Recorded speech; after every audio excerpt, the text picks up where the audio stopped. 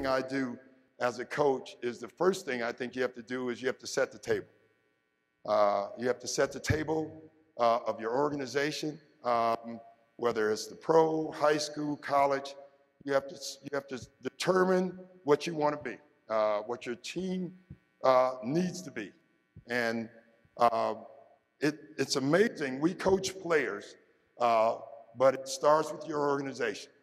You know, the player part can't work until the other part is in place.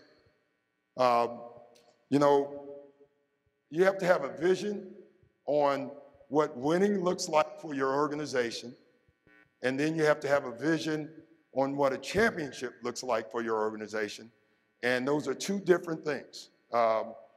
We do a lot of winning, but that's not being a champion, you know, and winning in a lot of ways, in my opinion, can get in the way of you being a champion because you settle, just like the players do. When you have a winning organization, you get a lot of pats on your backs, but you know the difference, Gino, between being the winner and winning. And you want to be the winner. That's what all of our goals are, but I think we have to have a vision on what that looks like, and then you have to put it in place. So when I say you have to set the table, when you walk in the door to your organization, to your college, to your high school, and it is not done overnight, you got to set the table. They got to know what you are about, and they got to all buy into it. And the organization, you can't do it alone. You have to get your organization to help you build your culture. You cannot do it alone. And when I say your organization, I mean everyone. Everyone, you got to get everyone to buy in. There's two kinds of coaches in the world. Those that coach great players and ex-coaches. Now think about that. If you want to coach for a long time, you have to figure out either how to recruit great players or turn the good players that you have into great players. You're going to realize coaching's only a small part of winning. It's still the players that have to put the ball in the basket. What do you do every day?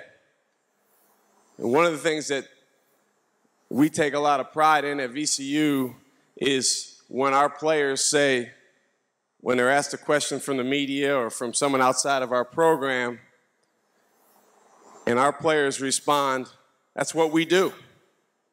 That's who we are. So what would your players respond that way about? What do you do? And really, as a coach, as a head coach, assistant coach, I believe that's up to us to establish. So for instance, I'll give you an example for VCU. Every day at VCU, we work on what we call transitions. Transitions.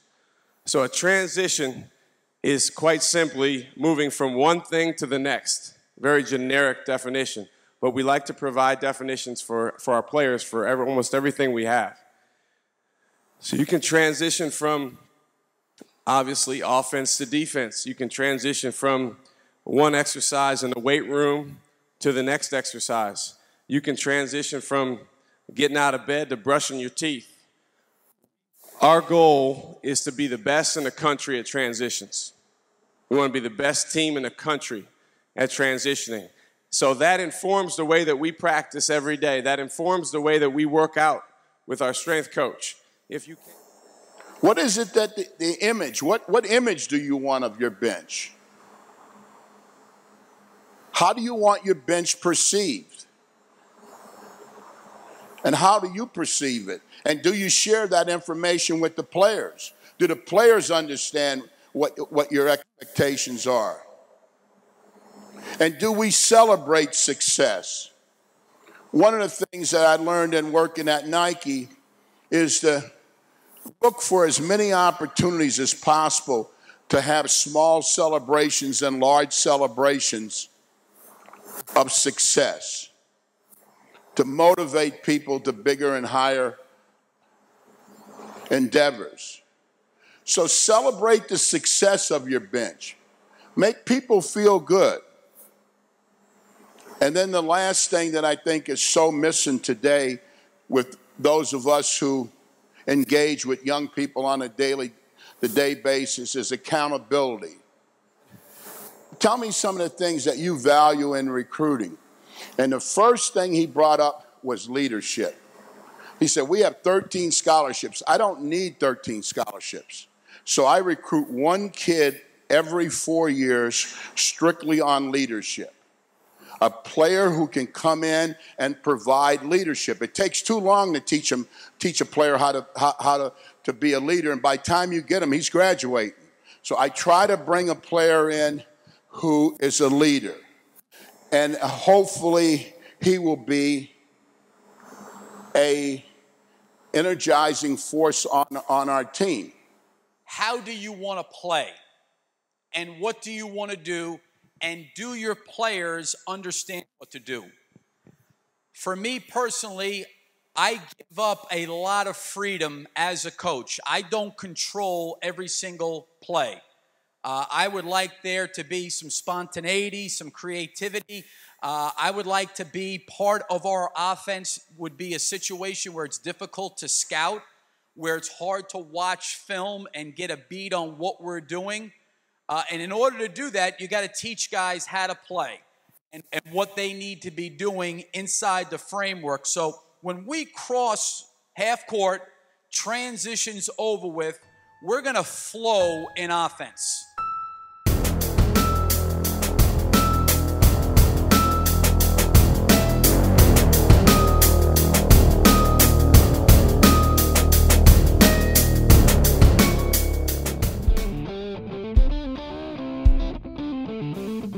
Crossover Intelligence is a service for coaches and athletes that allows you to upload your team's game film, have it broken down, and return to you in a format that lets you search, sort, and share all that information with your team and staff. Crossover will even automatically extract stats from the footage, giving you valuable analytics for your squad. We'll basically be your video coordinator. We aren't another one of those complex editing suites that makes you do all the work yourself. We do everything for you, so you can focus on actually coaching. All of your team's players get access to the site too, so they can view their tagged videos and use them as a learning tool, or make highlight reels for friends, family, and recruiters. Crossover Intelligence will keep you from spending hours in the film room and get you back to actually coaching. Together, we can turn smarter video into more wins for your team. That's the crossover effect.